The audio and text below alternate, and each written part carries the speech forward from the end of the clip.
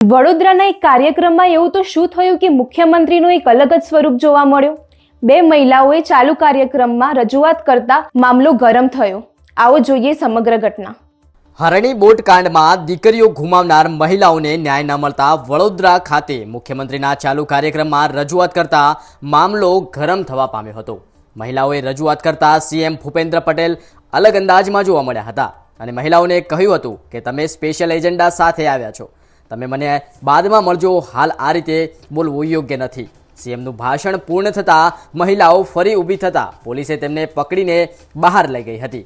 ઉલ્લેખનીય છે કે સમગ્ર ઘટનામાં સ્ટેટ આઈબી ફેલ થઈ હોવાનું ચર્ચાઈ રહ્યું છે। ના સ્પેશિયલ એજન્ડાથી આવ્યા છો બેન, તો બેસી જાવ, અત્યારે મને મળો શાંતિથી। ના સ્પેશિયલ એજન્ડાથી તમે આવ્યા છો બેન, ના મળશો તમે, અત્યારે મળી શકાશે। બેસી જાઓ, અત્યારે બેસી જાઓ, તમે મળીને જજો તમે મને। હા, મળાવશે તમને। તમે એજન્ડાથી આવ્યા છો બેન, એવું ના હોઈ શકે ક્યારેય, એવું ના હોઈ શકે, એવી રીતે ના હોય વાત। તમે મળી જજો તમે મને।